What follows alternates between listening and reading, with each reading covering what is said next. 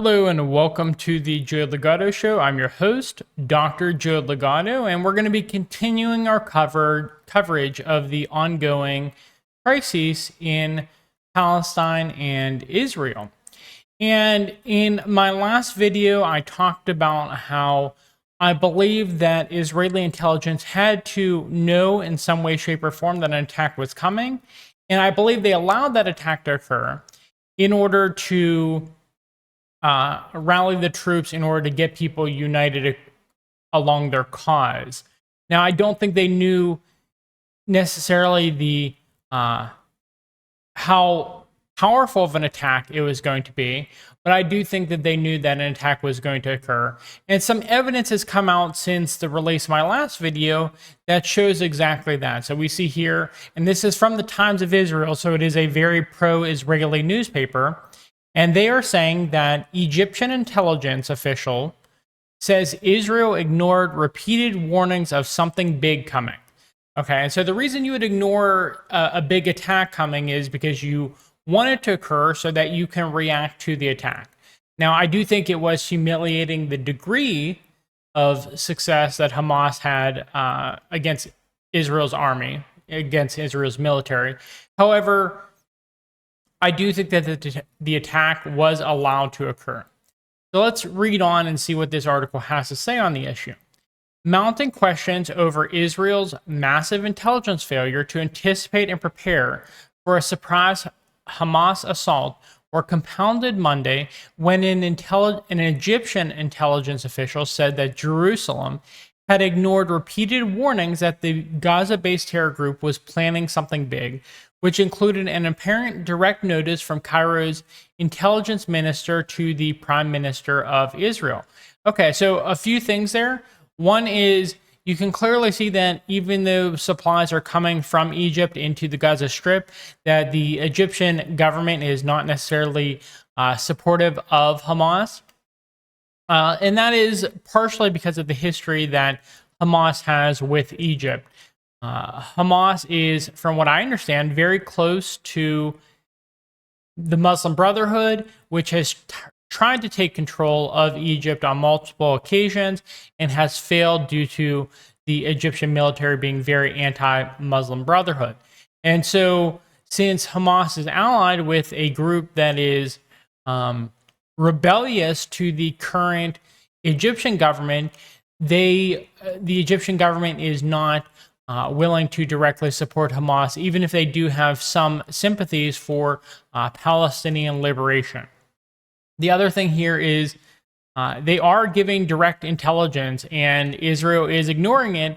And this is exactly what I was expecting. So if Egypt is able to get this information, I guarantee that at the very least, Israel has something like satellite footage of the mobilizing Hamas forces. And so very concerning, because these people who are dead on both sides could, and very likely is, because of something related to internal Israeli politics, something going on, whether it's supporting Netanyahu, who has been struggling to maintain power in Israel, or whether it's in order to out him because of the humiliating defeat of the Israeli military, allowing Hamas to gain ground in Israel. Whatever the reason, it does seem like in some way, shape, or form, Israel knew about the attack and allowed it to occur. Okay, so the Egyptian official said Egypt, which often serves as a mediator between Israel and Hamas, and just going off of that, it's obvious why Egypt would be a good mediator here. One is how close they are to both of these nations. And two, because of the fact that, yes, Egypt is a Muslim-led country, but again, it's not Muslims that are allied with Hamas, because Hamas is allied with the Muslim Brotherhood, which is opposing the Egyptian government. So both Hamas and Israel have reasons to allow Egypt to serve as a mediator in conflicts here. Okay, had spoken repeatedly with the Israelis about something big without elaborating.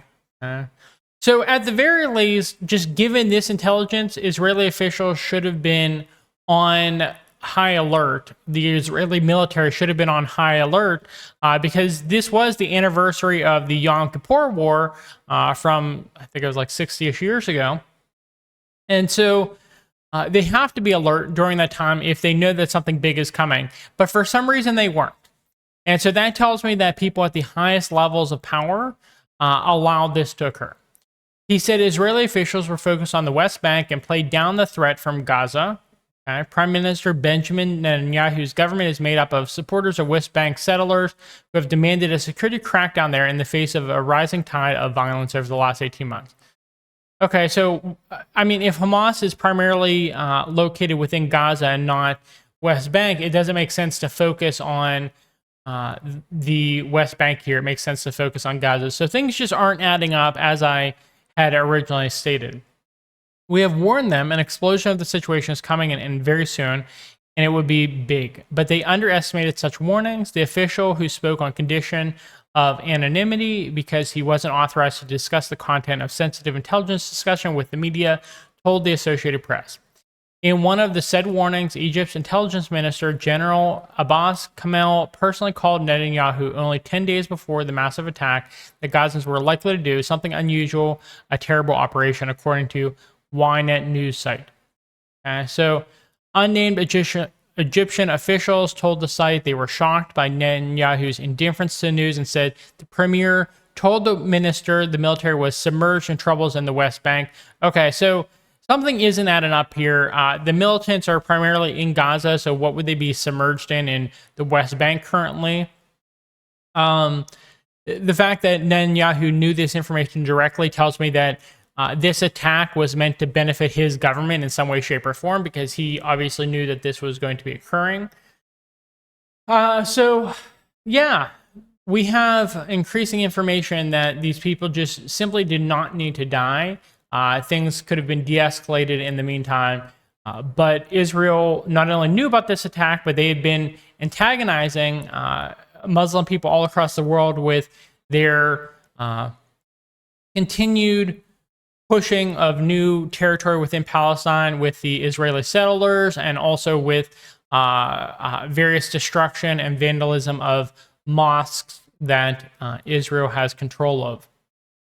An Israeli Haron military drone flies over the southern Israeli city of Ashdod on November. Okay, so that's for the picture. The Prime Minister's office denied the reports in a statement Monday, claiming they were a complete lie. Okay, so this is even more suspicious because why Israel allowed Egypt to be a moderator, a mediator for their conflicts with Hamas. And they're calling the Egyptian officials liars when they're saying this. So something just isn't adding up here. This is very clearly information that the Prime Minister did not want to get out, but it did get out. No early message came from Egypt, and the Prime Minister did not speak or meet with the intelligence chief since the establishment of the government. Not indirectly or directly, this is completely fake news, the statement said. However, Israel was not only ignoring clear warnings from its allies. For Palestinians in Gaza, Israel's eyes are never far away. Exactly, this is what I was saying. Satellites, surveillance drones abuzz constantly in the skies. The highly secured border is awash with security cameras and soldiers on guard. Intelligence agencies work sources and cyber capabilities to draw out information. So there are so many different ways. Even if you think there are cracks in Israeli intelligence, there are not that many cracks. I mean, Gaza, West Bank, Palestine is the largest open-air prison in the world. There's no way this could have happened on this scale without some degree of war readiness on the part of Israel. This had to have inside elements at the highest levels who were helping to allow this to occur in order to, I suspect, allow a reaction from Israel and also to rally the country around the current government in Israel. But Israel's eyes appeared to have been closed in the lead up to the surprise onslaught by the Hamas terror group, which broke through Israeli border barriers and sent hundreds of terrorists into Israel to carry out a brazen attack that killed over 700 people and wounded over 2,000 more. Israel's intelligence agencies have gained an aura of invincibility over the decades because of a string of achievements. Israel has foiled plots seated in the West Bank, allegedly hunted down Hamas operatives in Dubai and has been accused of killing Iranian nuclear scientists in the heart of Iran. Even when their efforts have stumbled, agencies like the Mossad, Shin Bet, and military intelligence have maintained their mystique. But the weekend's assault, which caught Israel off guard on a major Jewish holiday, plunges that reputation into doubt and raises questions about the country's readiness in the face of a weaker but determined foe. Over 48 hours after the start of the attack, Hamas terrorists continued to battle Israeli forces inside Israeli territory, and over 100 Israelis were in Hamas captivity in Gaza. This is a major failure. Yaakov Amidror, a former national security advisor to Prime Minister Benjamin Netanyahu, said. This operation actually proves that the intelligence abilities in Gaza were no good. So this is what I think was going to happen. I think it was supposed to be a minor attack that just kind of threatened people enough to get them to rally around the government. I think it just completely was messed up due to the fact that I suspect various rebel groups from Western imperialism around the world are going to start using Huawei phones. And so that means that Western intelligence agencies has less access to intelligence on these rebel groups. And so I think that various militant groups such as Hamas are probably using Huawei phones in order to communicate with each other if they're using electronic means of communication at all. And that made it so that the scale of this attack was unknown to the Israeli government, and they just thought this would be something that they could rally around instead of it being a humiliating incursion into their country. Imduror declined to offer an explanation for the failure, saying lessons must be learned when the dust settles.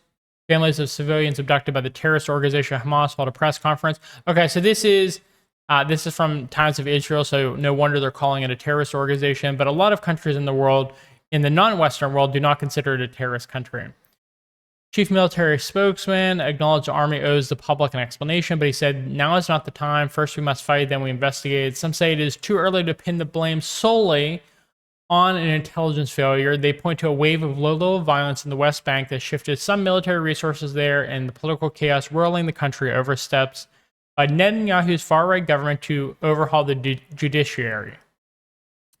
The controversial plan has threatened the cohesion of the Israeli Defense Force, seen as the People's Army. But the apparent lack of prior knowledge of Hamas's plot will likely be seen as a prime culprit in the chain of events that led to the deadliest attack against Israelis in decades. Israel withdrew troops and settlers from the Gaza Strip in 2005, stripping it of a close handle on the happenings in the territory. Oh, that's an interesting sentence to have here, because it might tell you that maybe they want to have direct control, boots on the ground again within Palestine. And if that's the case, this is coming at a time when Iran and Saudi Arabia are becoming closer and closer. Saudi Arabia just broke off efforts to normalize relations with Israel. So having boots on the ground that stay on the ground, like occupying forces, that would be a major rallying point for the non-Western world, particularly the Arabic Muslim worlds. So, wow, that would be pretty shocking. So we see clear dividing lines arising between the Western world, so European Union, Canada, United States, Japan, South Korea, Australia, and New Zealand, and you have a few places like Turkey and India, which are kind of like straddling the fence between these two sides, because on the other side, you have essentially the entire Muslim world, you have the entire Latin American world, you have nearly all of Africa, you have quite a lot of Asia as well, and you obviously have the powerhouses of Russia and China there on that side. So the lines are clearly being drawn, and United States lost this battle, which was for the heart of Sunni Islam, because Sunni Islam was supposed to make peace with Israel, and that did not end up occurring the way they thought. Instead, China had a peace made, brokered peace between Sunni Islam and Shia Islam, and brought Sunni Islam onto their side to a large extent. And so interesting happenings here. We're seeing between that and the coups that are occurring in Africa, that the non-Western side of this rising Cold War, soon to be hot war, and really is a hot war in some circumstances, we're seeing that the non-Western side is really winning across the board here. But even after Hamas overran Gaza in 2007, Israel appeared to maintain its edge using technological and human intelligence. It claimed to know the precise locations of Hamas leadership and appeared to prove it through the targeted killing of terror leaders and surgical strikes. Okay, so terror leaders, remember this is an article from Times of Israel, so they're very pro-Israeli. Which is surprising because they were willing to publish this about Egyptian intelligence knowing about the attack and warning Israel ahead of time. So that tells you something, that even they're willing to publish this information. It tells you a little bit about the legitimacy of the information, which is that it's likely very legitimate. Israel has known where to strike underground tunnels used by Hamas to ferry around fighters and arms, destroying miles of the concealed passageways. So again, this is something like, I've talked about this in other videos, where the West co-ops segments of your society so that you can tell on them to give them information. And that's probably what happened here with the miles of tunnel being them having intelligence on it. It's people who wanted some money, were greedy, and they betrayed their own people for it, which is a shame. Despite those abilities, Hamas was able to keep its plans under wrap. I don't believe that's the case. I think that's the severity of the attack, I believe, was kept under wraps, but the attack occurring at all, I don't think was kept under wraps. The ferocious attack, which likely took months of planning and meticulous training and involved coordination among multiple terror groups, appeared to have gone under Israeli intelligence's radar. Okay, so let's see where we're at. Amir Avivi, a retired Israeli general, said that without a foothold inside Gaza, Israel's security services have come to rely increasingly on technological means to gain intelligence.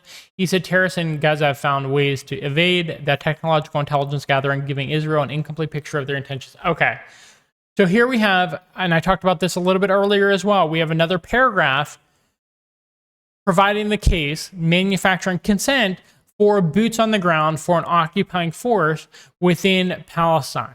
That's entirely what this paragraph is saying. It's saying that technological means, because of things like Huawei phones, means that there's an incomplete picture. If we want to have a complete picture and safety for Israeli citizens, then we need to have boots on the ground and occupying force. So that is what this paragraph is trying to manufacture consent for. So be aware when you see things like this.